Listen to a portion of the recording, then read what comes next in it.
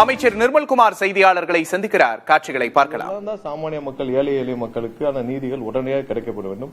இதை இந்த நாங்கள் நேற்று எல்லாம் டெம்பரரியாக நாங்கள் அறிவிச்ச லிஸ்ட் எல்லாம் பார்த்துட்டு முன்னாள் நீதிபதிகள் பலர் எங்களுக்கு பாராட்டு தெரிவித்தனார்கள். கண்டிப்பாக இதை நாங்கள் தொடர்ந்து கடைபிடிப்போம். பல பிரஷர்கள், பல அழுத்தங்கள் வந்தாலும் அதை தாண்டி நியாயமாக இந்த நியமனங்கள் நடைபெறும்.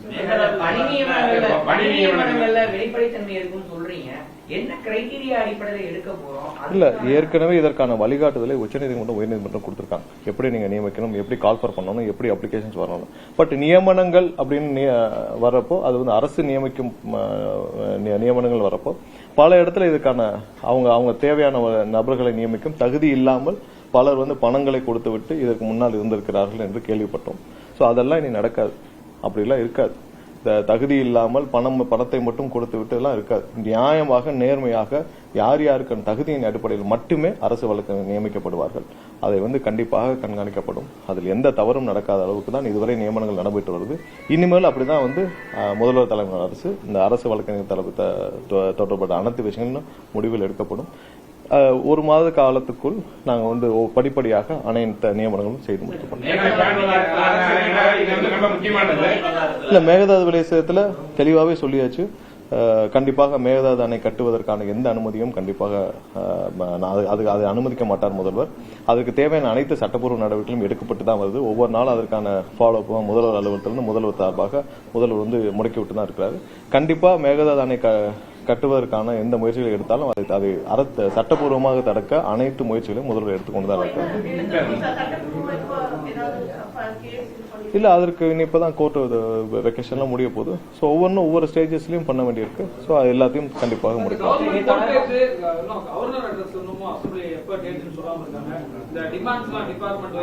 இல்ல, கண்டிப்பா அது ஆலோசனைகள் நடைபெற்று வருது. விரைவாக முதல்வர் தரப்பிலிருந்து அசம்பிளி சார்பில் முன்னாள் அமைச்சர் நடவடிக்கை எடுக்க நீங்களும் சொல்லிருக்கீங்க, முன்னாடி சொல்லுங்க. எந்த விதமான அந்த ஸ்டெப்ஸ் எடுக்காத மாதிரி தெரியல. இல்ல, இப்பதான் விஜிலன்ஸ் டைரக்டர் அப்பாயின்மெண்ட்ஸும் முடிஞ்சிருக்கு. சோ விரைவில் என்னென்ன தேங்கி கிடக்கும் வழக்குகள் எடுக்கப்பட்டு அது உங்களுக்கு தெரியும், அட்டானமஸ் பாடி, டிபிஎஸ்சி அட்டானமஸ் பாடி, அங்கேயும் அனைத்து கிளீனப்புகளும் செய்யப்பட்டு உறுதியாக யார் யார் மீதெல்லாம் தேங்கி கிடக்கும் வழக்குகள் அனைத்தும் துரிதமாக முடிக்கப்படும்.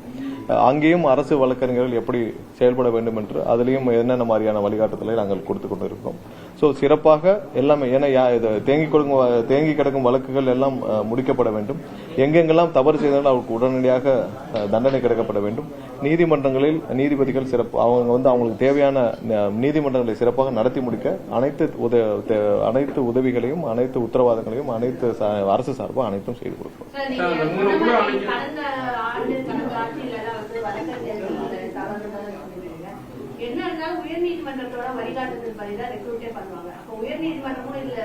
அதெல்லாம் உயர்நீதிமன்றத்துக்கு அதெல்லாம் கிடையாது. ஏன்னா அரசு வழக்கறிஞர்கள் அரசு தான் நியமிக்கும். அதுல வழிகாட்டுதல் அதை சரி செய்ய பல வழிகாட்டுதல்களை உயர்நீதிமன்றம், உச்சநீதிமன்றம் கொடுத்திருந்தாலும் அதை நியமிக்கும் ஒரு பொறுப்பு அரசுக்கு தான் இருக்குது.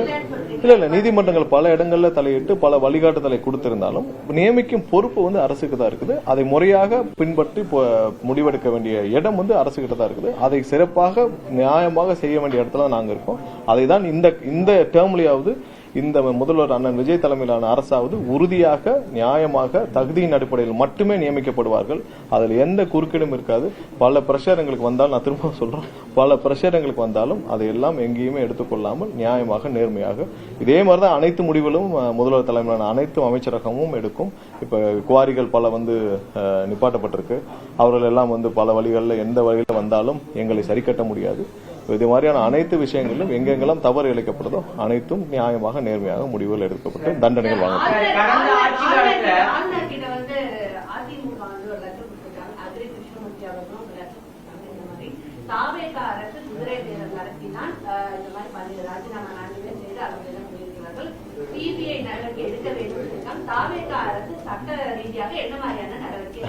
பாருங்க, அதுல ரொம்ப சிம்பிளா எல்லாரும் புரிஞ்சுக்க வேண்டிய விஷயம் என்னன்னா, அவர்கள் ஏன் ரிசைன் பண்ணாங்கன்னு அவங்களே சொல்லியிருக்காங்க. ஏன் அதுல பிளவுபட்டது, அதிமுக ஏன் பிளவுபட்டதுன்னு அவங்களே தெளிவா சொல்லியிருக்காங்க. எதுக்கு பிளவுபட்டது? எடப்பாடி அவர்களும் ஸ்டாலின் அவர்களும் உதயநிதி அவர்களும் இன்னும் ஒரு சில பேர் சேர்ந்து அவர்கள் இருவரும் திமுகவும் அதிமுகவும் சேர்ந்து ஆட்சியை அவங்க வந்து கொண்டு வரதுக்கான முயற்சிகளை சேர்ந்து 2 பேர் சேர்ந்து ஆட்சி அமைக்கும் சூழ்நிலை கொண்டு வந்தான்னு சொல்றாங்க. இதை அங்க இருக்கிற கட்சிக்காரர்கள் யாரும் ஏற்றுக்கொள்ள 2 குடும்பம் சேர்ந்து மீண்டும் அவர்கள் வந்து அந்த அதிகாரத்தை கைப்பற்ற முயற்சி நடந்தது. அதிமுக இருக்கிற யாருக்கும் பிடிக்கல, திமுக இருக்கிற யாருக்கும் பிடிக்கல, திமுக கூட்டணியில் இருந்த யாருக்கும் பிடிக்கல. அதனாலதான் இந்த பிளவுகளே வந்தது. திமுக கூட்டணியிலிருந்து பலர் ஏன் வெளியே வந்தாங்க? ஏனால் அவர்கள் அந்த முயற்சியை எடுத்தார்கள். திமுகவும் அதிமுக ஸ்டாலின் குடும்பமும் எடப்பாடி குடும்பமும் சேர்ந்து ஆட்சி அதிகாரத்தை கைப்பற்ற நடந்த முயற்சியில் தான் இந்த பிரச்சனைகள் அனைத்தையும் வந்தது. அதை பிடிக்காமல் வெளியே வருபவர்களை, அதை பிடிக்காமல் வெளியே வரவங்களும் போது நீங்க என்ன களங்கம் சுமத்தினாலும் இதுதான் நடந்த உண்மையில. இந்த உண்மையை எல்லாரும் சொல்லிட்டாங்க. அதாவது கூட்டணியிலிருந்து வெளியே வந்த தலைவர்களும் சொல்லியிருக்கிறார்கள், அதிமுக இருந்த தலைவர்களும் சொல்லியிருக்கிறார்கள், திமுக கூட்டணியிலிருந்து வந்து வெளியே வந்தவனும் சொல்லியிருக்காங்க.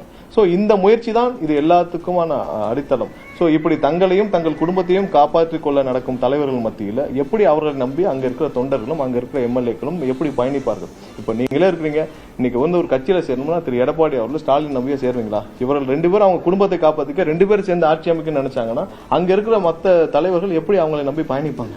இதுதான் அடிப்படை பிரச்சனை.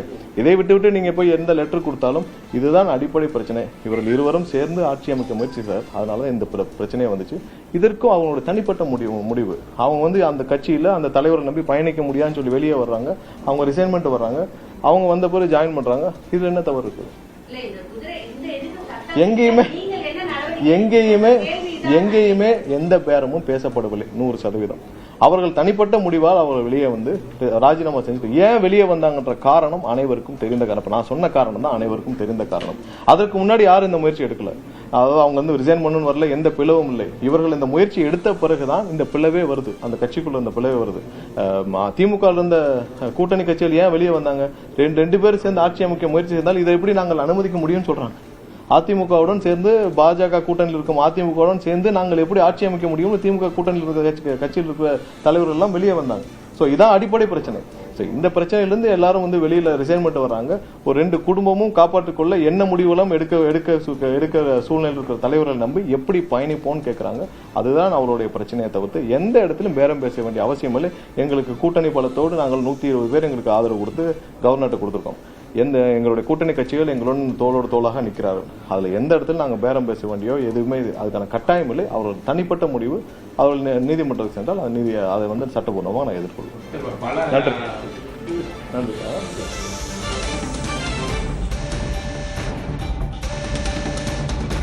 அமைச்சர் நிர்மல்குமார் செய்தியாளர்களை சந்தித்த காட்சிகளை பார்த்தோம். திமுக அதிமுக இணைந்து ஆட்சி அமைக்க முயன்றதாலேயே அதிமுகவில் பிளவு ஏற்பட்டது. அதன் பிறகே எம்எல்ஏக்கள் பதவியை ராஜினாமா செய்துவிட்டு தாவேகாவில் இணைந்தனர் என்று கூறியிருக்கிறார். அரசு வழக்கறிஞர் நியமனத்தில் வெளிப்படைத்தன்மை பின்பற்றப்படும் என்று தெரிவித்திருக்கிறார். மேகதாது அணை விவகாரம் தொடர்பாக சட்ட ரீதியாக நடவடிக்கை எடுக்கப்படும் என்று தெரிவித்திருக்கிறார்.